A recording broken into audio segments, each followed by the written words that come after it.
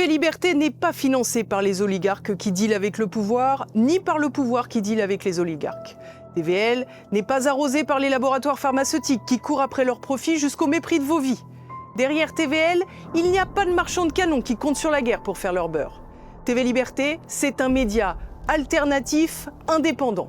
Contrairement à la grande presse qui croule sous l'argent de vos impôts, nous dépensons vos dons avec rigueur et discernement pour vous informer. Nous ne recevons aucune subvention et pourtant, d'année en année, nos décryptages se vérifient et ils sont confirmés par la réalité. Parce qu'à TVL, nous n'avons pas de conflit d'intérêts, ni avec les partis, ni avec les vaccins, ni avec une puissance étrangère, ni avec quiconque. Ce que nous avons, c'est un devoir d'intégrité et d'exemplarité vis-à-vis de vous. Mais pour continuer notre mission, pour sortir la tête de l'eau après cette censure bancaire, mais aussi pour riposter, pour rendre coup pour coup au système. Nous n'avons pas d'autre aide que vous. Vous êtes notre seul soutien. Alors ne vous contentez pas d'être spectateur. Donnez à TV Liberté et agissez à nos côtés dès aujourd'hui.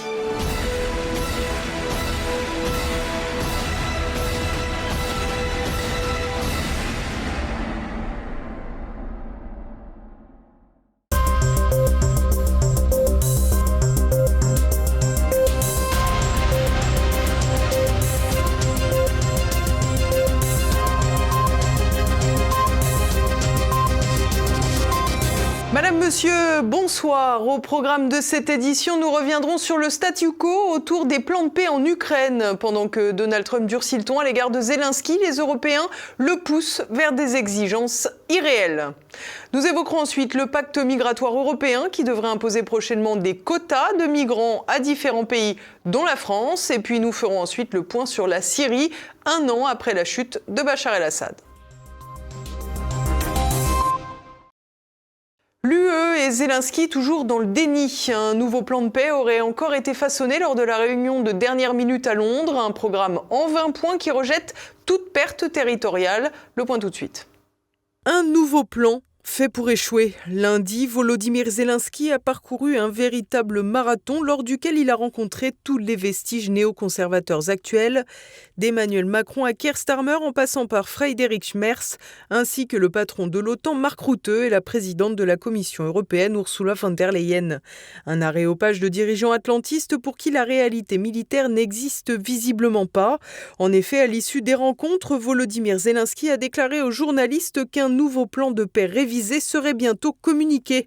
Une feuille de route en 20 points dans lequel l'Ukraine refuse toute concession territoriale à l'heure où la Russie vient encore de conquérir de nouveaux villages de l'Est ukrainien. Volodymyr Zelensky a d'ailleurs déclaré que la Russie insistait pour que l'Ukraine cède des territoires, mais qu'il ne voulait rien céder, ajoutant qu'il n'avait pas le droit légal de le faire. Un point non négligeable car, comme nous l'avons déjà rappelé à de maintes reprises sur TVL, le président ukrainien a fait inscrire dans la Constitution l'impossibilité de négocier du territoire avec la Russie. Un blocage institutionnel qui empêche la paix, laquelle ne pourra se conclure qu'avec un transfert d'espace au profit de la Russie au vu de leur conquête militaire. Dans ce cadre, le chef d'état-major de l'armée russe, Valery Gerasimov, a déclaré que les forces de Moscou avançaient le long de la ligne de front. En d'autres termes, les soldats gagnent peu à peu l'intégralité des oblasts annexés ou rattachés à la Russie. De son côté, avant même de recevoir le plan de Kiev, Donald Trump a déjà donné quelques indications sur la réception à prévoir. En effet, le président américain a à nouveau déploré le fait que le dirigeant ukrainien n'ait selon lui pas daigné lire son plan en 28 points. Des propos qu'il avait déjà tenus récemment. Je dois vous dire que je suis un peu déçu que le président Zelensky n'ait pas encore lu la proposition de paix. C'était le cas il y a quelques heures. Son peuple l'adore, mais lui non. La Russie est d'accord. La Russie, vous savez, la Russie préférerait sans doute avoir tout le pays si on y pense. Mais la Russie est, je crois, d'accord avec la proposition.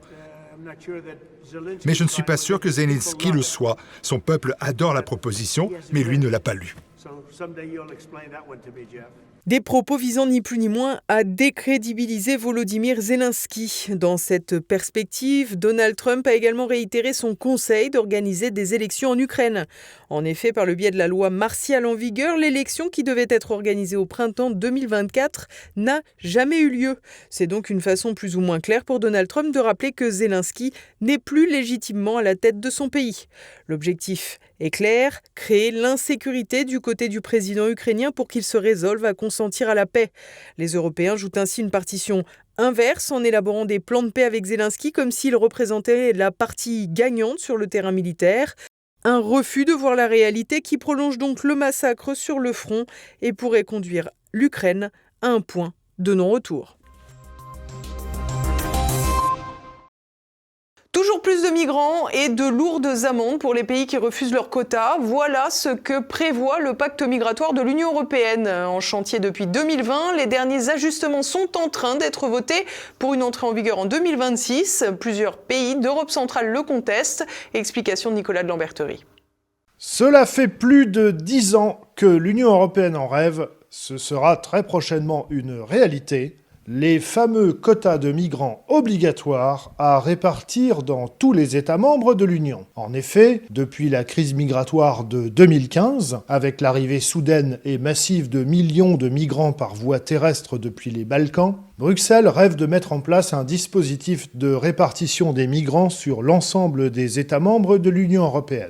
À vrai dire, cela correspond même à une philosophie d'action plus globale. À chaque crise, réelle, supposée ou exagérée, Bruxelles profite de la situation pour augmenter ses pouvoirs. Cela s'est particulièrement observé durant les 10 dernières années. À l'époque, la brutalité des événements et des prétentions bruxelloises avait rebiffé l'Europe centrale, qui avait ressorti des oubliettes le groupe de Visegrad, une coopération interétatique entre la Pologne, la Hongrie, la Slovaquie et la République tchèque, et dont le Premier ministre hongrois Viktor Orbán était incontestablement la figure centrale. Le projet d'imposer un jour des quotas de migrants a donc pris du retard, mais n'a certainement pas été enterré par Bruxelles, qui travaille depuis 2020 à la mise sur pied du pacte migratoire de l'Union européenne. Jusqu'à présent, avec une relative discrétion, les questions du Covid et de l'Ukraine ayant replacé au second rang de l'attention médiatique les problématiques migratoires. Bruxelles est donc en train de mettre en place les derniers dispositifs du pacte européen sur la migration et l'asile, le nom complet du dispositif, afin qu'il puisse entrer en vigueur en juin 2026. Le vote le plus important a eu lieu en mai 2024, juste avant les élections européennes, afin de s'assurer que l'on puisse valider le texte avant les nouvelles élections, dans l'éventualité où le Parlement européen, qui aurait été élu en juin 2024, se serait avéré hostile à ce projet.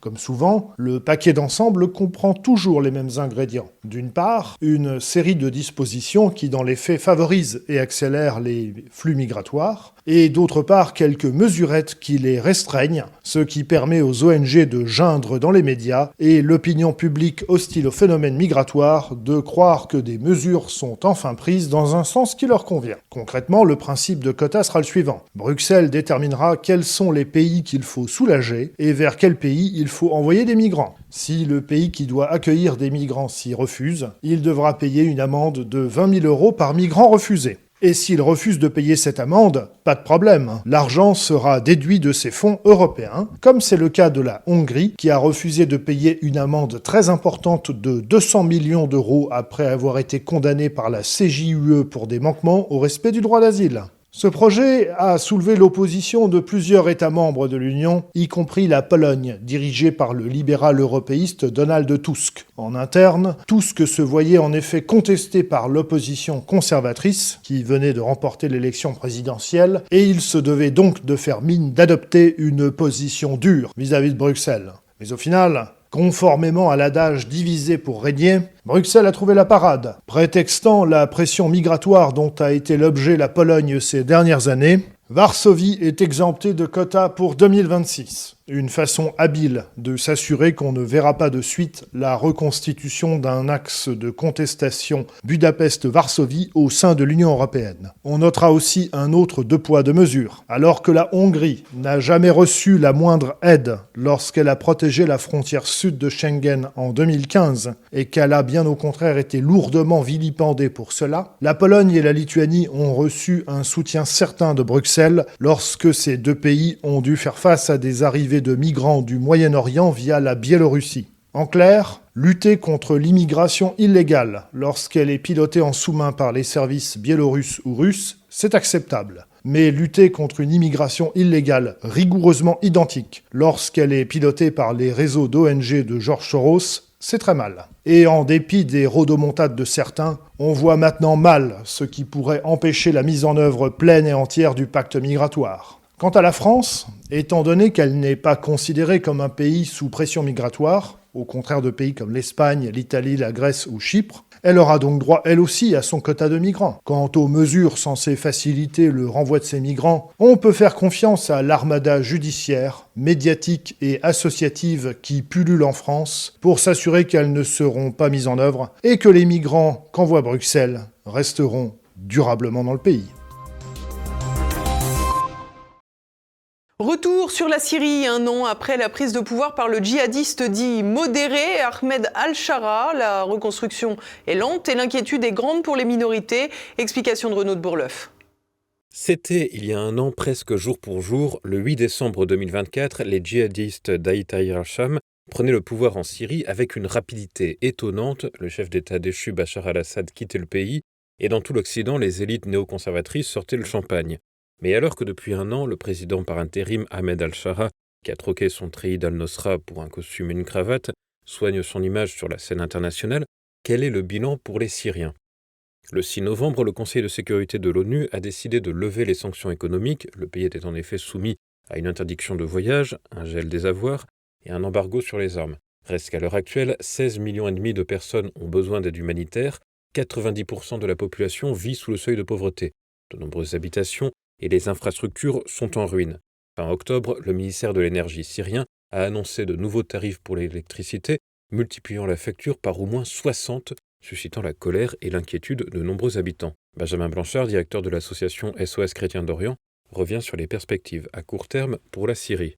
Économiquement, la situation s'améliore, beaucoup trop lentement, mais s'améliore. Les fonctionnaires sont de nouveau payés. Les taxes sur l'importation, notamment des véhicules, mais en général, qui étaient des taxes prohibitives de 100 ou 300%, ont été levées. Puis un certain nombre de sanctions ont été, sinon levées, du moins suspendues. Et la monnaie stabilisée. Donc on voit quand même une nette amélioration de la situation économique qui laisse espérer aux Syriens de voir enfin le bout du tunnel. Par contre, du point de vue de la sécurité et de la stabilité, on est encore loin du compte que s'il n'y a pas eu d'embrasement généralisé du pays, il n'y a pas eu non plus de chasse aux sorcières généralisée avec des massacres systématiques des partisans de l'ancien régime, donc ça n'est pas eu. Il y a eu quand même des tensions communautaires et des massacres communautaires assez violents.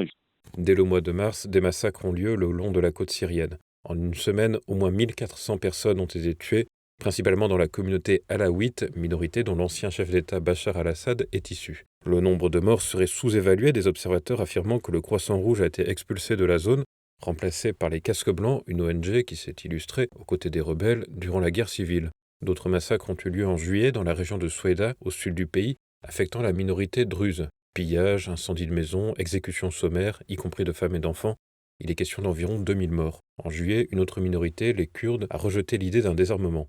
L'inquiétude est grande chez les chrétiens syriens. Le 22 juin, un attentat suicide a été perpétré en pleine messe dans l'église Saint-Élie dans le quartier de Douala à Damas, provoquant 25 morts et plusieurs dizaines de blessés.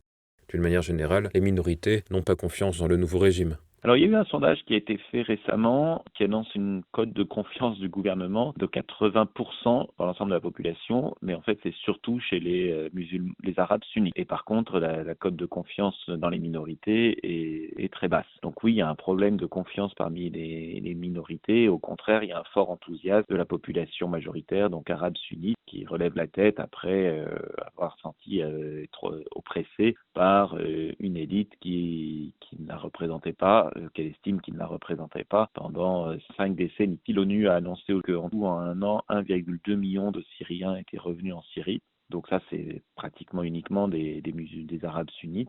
Mais pendant le même temps, dans les minorités, les départs semblent s'accélérer. Donc voilà, la situation n'est pas tellement bonne et le risque est grand de voir la Syrie devenir monocolore. Un autre enjeu est la question des personnes ayant fui la Syrie pendant la guerre civile, un sujet qui avait particulièrement affecté les pays voisins. Voilà, les 2 gros récepteurs de réfugiés syriens, c'était le Liban avec entre 1,5 et 2 millions de réfugiés syriens, alors qu'il y a 4 ou 5 millions de Libanais au Liban, donc c'est très important, proportionnellement évidemment. Et puis également environ 4 millions en Turquie. Alors en Turquie, la population est bien plus grande, mais quand même ce chiffre pesait fortement. Et donc pour le Liban, oui, on a vu surtout au début quelques dizaines ou centaines de milliers revenir, mais il y en a toujours largement plus d'1 million qui sont là. Pour l'instant, le flux de retour semble s'être tout à fait tari. Le problème reste entier pour le Liban. Et surtout, on ne comprend pas pourquoi les gens ne rentrent pas, puisque la cause qui fait qu'ils étaient réfugiés n'existe plus.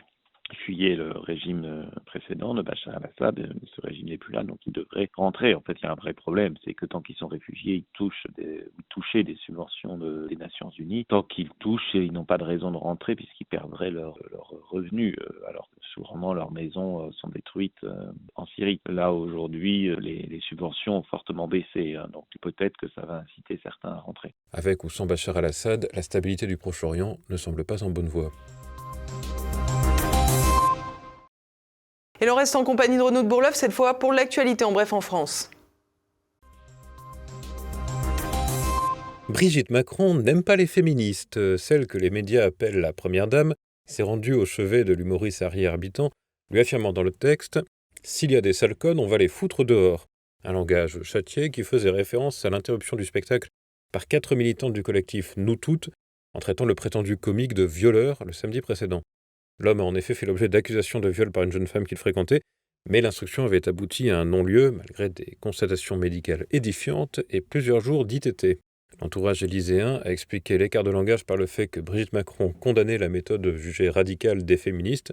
D'autres y ont vu un drôle de soutien.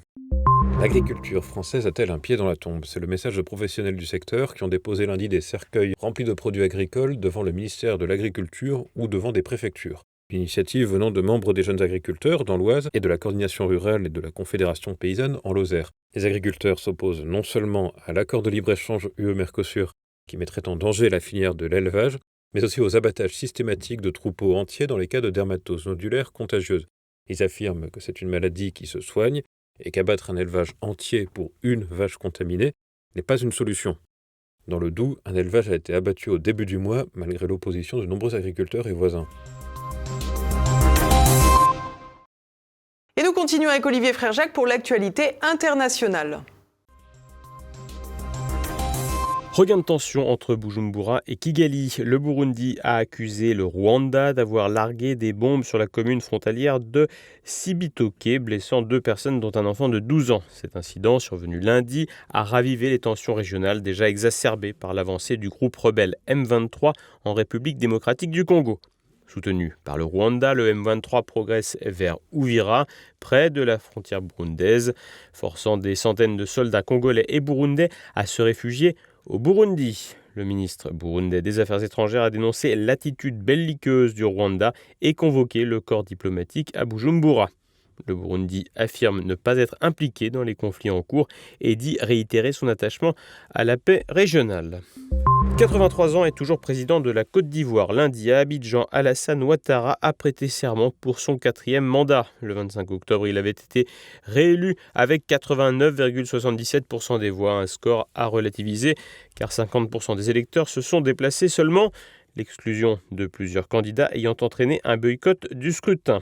La Côte d'Ivoire, 2e économie régionale derrière le Nigeria, est peut-être le dernier pays de la francophonie avec qui Emmanuel Macron arrive encore à maintenir des relations correctes.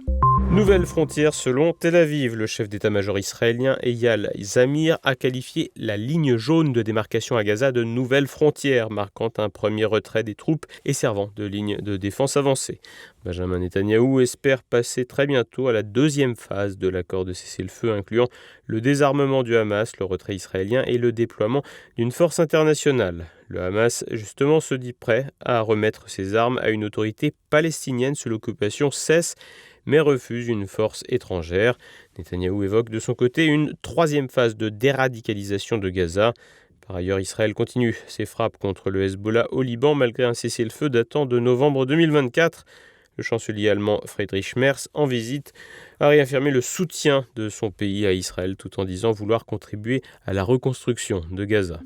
Les manchots vont-ils disparaître? Selon les données publiées vendredi par le journal britannique The Guardian, 60 000 manchots vivant au large des côtes sud-africaines sont morts de faim. La raréfaction des sardines est une des principales causes.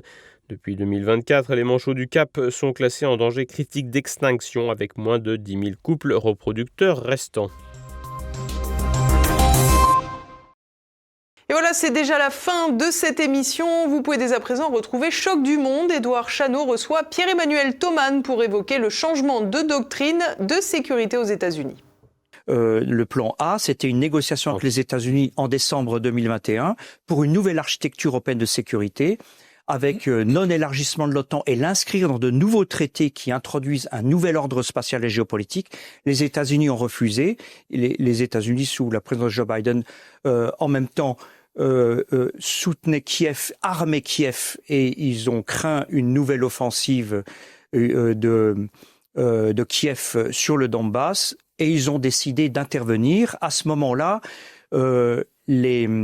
ils ont cherché aussi à imposer une négociation à Kiev, et en réalité, Kiev a été soutenu par les Occidentaux pour poursuivre le conflit jusqu'à la situation actuelle. Voilà. Et voilà, c'est à présent le moment de se quitter. Merci à tous pour votre fidélité. On se retrouve demain pour une nouvelle page d'actualité. En attendant, portez-vous bien. Bonsoir.